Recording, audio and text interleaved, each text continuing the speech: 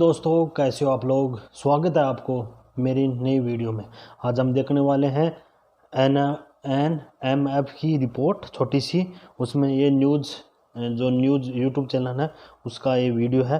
अचानक नए रूप में देखे एस जयशंकर और फिर वह वीडियो भयंकर वायरल। क्या वायरल हुआ पता नहीं। हाँ, एस जयशंकर है जो हमारे विदेश मंत्री है। वो मैंने सुना कि अभी वो गरबा के गुजरात गए हुए हैं, तो पता नहीं, हो सकता है उनमें कोई डांस किया होगा, मेरे को भी पता नहीं। गरबा खेला होगा, लेकिन देखते हैं आगे क्या हुआ है। और चलो वीडियो देखते हैं क्या है, वीडियो में क्या दिखाया गया है पहले। और जाने से पहले अगर मेरी वीडियो पसंद आए तो सब्सक्राइब करके ज़रूर जाना, और इस वीडियो का लिंक मैं नीचे बॉक्स में दे दूँगा, आप जाके भी देख लेना। और चलो वीडियो देखते हैं भाई क्या है।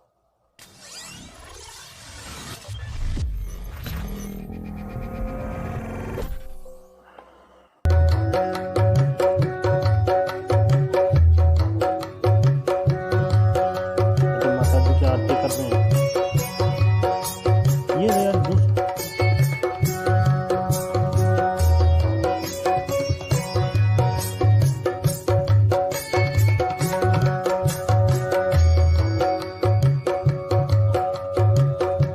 सबके साथ फोटो ले रहे हैं, सबसे नमस्ते कर रहे हैं, हेलो कर रहे हैं।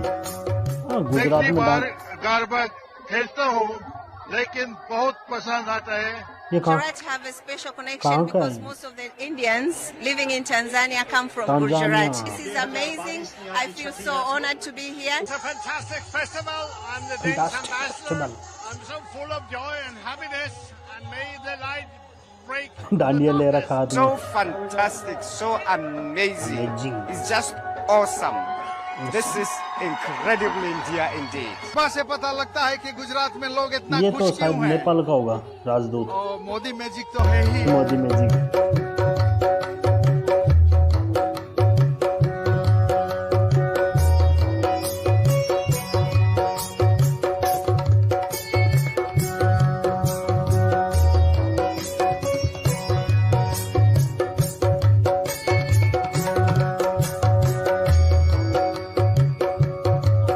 कहाँ का बेटा है भाई।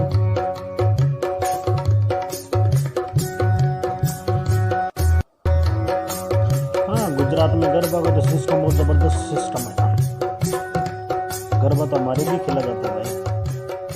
मैं कहूँगा एक बहुत बड़ा फर्क है कि जब जहां भी हम जाते हैं, और ये मैं कहता हूँ ये एक किस्म से ये Modi brand tourism, Modi brand कि टूरिज्म। मोदी जी जहां भी जाते हैं उनका टूरिस्ट इंटरेस्ट कोई बकिंगहैम पैलेस और आईफिल टावर और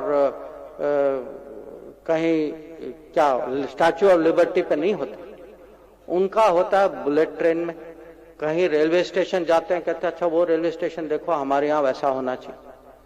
वो एक बार मुझे अभी भी याद है, हम साउथ कोरिया गए थे और वो माने उन्होंने जिद किया था कि मुझे वहां की नदी देखनी है, क्योंकि उन्होंने पढ़ा था कि वो नदी की क्लीन अप हुई। और उस समय ये 2015 या 16 की बात है, हम नमामि गंगे को आगे बढ़ा रहे थे। तो उन्होंने देखा साउथ कोरिया ने ये किया है, कैसे किया है, किस कंपनी किसका योगदान था वहां, उसको हम कैसे लाएं भारत में। हम कभी यहाँ यूरोप में जाते हैं, डेनमार्क गए थे, फिनलैंड गए थे, फिनलैंड में गया था, डेनमार्क वो गए थे। उनको एनवायरमेंटल टेक्नोलॉजी की बहुत रुचि, तो बाहर से वो टेक्नोलॉजी ढूंढते हैं, बेस्ट प्रैक्टिसेस ढूंढते हैं, मॉडल ढूंढते हैं, और उसको जो है भारत में कैसे अप्लाई करें। ये उनके लिए फॉरेन पॉलिसी ये कि हमारे माने आम आदमी की प्रगति, यहाँ देश की उन्नति को कैसे बढ़ाएं। और जब भी वो बाहर जाते हैं, आपने देखा होगा कि काम करते हैं, अगर उनके पास कुछ समय होता तो ऐसे प्रोग्राम पे जाते हैं। और ये मैं कहूंगा एक किस्म से डेवलपमेंटल फॉरेन पॉलिसी, अगर उन्होंने कहीं वो परिवर्तन लाए कि फॉरेन पॉलिसी की एक डेवलपमेंट फोकस है जो पहले नहीं थी। अब ये जो है ये इसका जो इम्पैक्ट अभी देश में भी दिखाई दे रहा है कि क्योंकि उनकी उत्साह जो है और देश में जो परिवर्तन जो आया है, जो इजियर टू डू बिजनेस हुआ है, इजियर टू डू लिविंग हुआ है, इसका असर आप देख रहे हैं कि देश में फॉरेन इन्वेस्टमेंट उसकी लेवल जो है आज रिकॉर्ड लेवल पर है। आप ये भी जानते हैं कि हमारे बड़े बड़े मैन्युफैक्चरिंग प्रोग्राम्स ताकि देश में रोजगारी बढ़े। ये नहीं होना चाहिए कि हम सर्विसेज ही करते रहें, कि प्रगति का नापने का एक तरीका है रोजगार। खाली आंकड़ों से नहीं चलता, प्रॉफिट से नहीं चलता, टर्नओवर से नहीं चलता। जब तक रोजगारी पे उसका असर नहीं होता तब तक आप नहीं कह सकते कि देश आगे बढ़े। तो ये जो उन्होंने कूटनीति को एक किस्म से रीडिफाइन किया है कि भाई आपके लक्ष्य वो है, ये नहीं है कि सबको खुश रखना है, सबके साथ संबंध बनाना है, वो तो करना ही करना, बट वो संबंध का जो है उसका कहीं एक मकसद होना चाहिए। और इसीलिए विकसित भारत और समृद्ध भारत आपको अलग अलग पहलुओं में दिखाई देता है कि आगे आप देखें कि हमारा एक्सपोर्ट लेवल जो है, हमारा निर्यात पिछले साल में $670 बिलियन, जो कोविड के पहले ये रिकॉर्ड है हमारा एक्सपोर्ट का। और ये माने कोई एक्सीडेंट से नहीं बना, कि जो बदलावट जो देश में आया है, जो परिवर्तन जो आया है, उसका जो पॉलिसी में चेंज हुआ है, लेबर में हुआ है, जो क्रेडिट में हुआ है, जो बिजनेस एनवायरनमेंट चेंज हुआ है, जो इनोवेशन जो हुआ है, हमारे जो युवा एक्सपोर्टर्स जो कितने कर रहे हैं, इसका इम्पैक्ट हमारे आंकड़ों में दिखाई दे रहा है बाहर। और अब हमने दुनिया में पहचान बना ली है। एक समय था कि हमारे बारे में कहा जाता था कि हम आईटी ऑफिस, बैक ऑफिस है। अब हम माने जाते हैं कि हम फार्मेसी ऑफ द वर्ल्ड भी। और मुझे पूरा विश्वास है कि कुछ ही सालों में हम जो है अपनी पहचान मैन्युफैक्चरिंग में भी बनाएंगे, और मैन्युफैक्चरिंग में भी बनाएंगे। और इसका एक उदाहरण मैं देता हूं कि अगर जो एप्पल अगला 14 जो निकलेगा, एप्पल 14 जो है भारत में बनाया जाएगा। ये पहला एप्पल होगा जो साथ ही साथ चाइना वाला एप्पल और इंडिया वाला एप्पल 14 जो है वो साथ ही निकलेगा।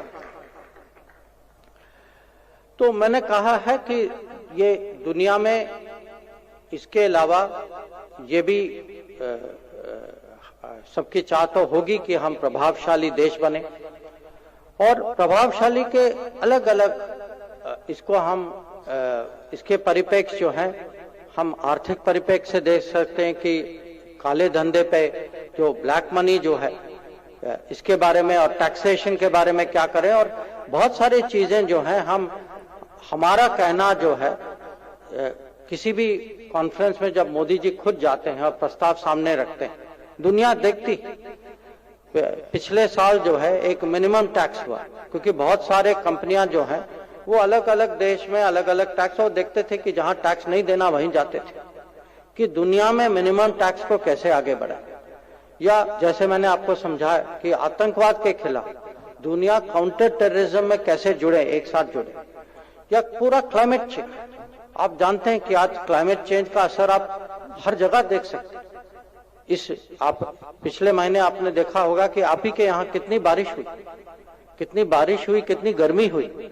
दिल्ली में साल के शुरुआत में कितनी ठंड थी, और ये सब नॉर्मल से ज्यादा, जिसका मतलब है कि क्लाइमेट चेंज हमारे आंखों के सामने अब महसूस हो रहा है।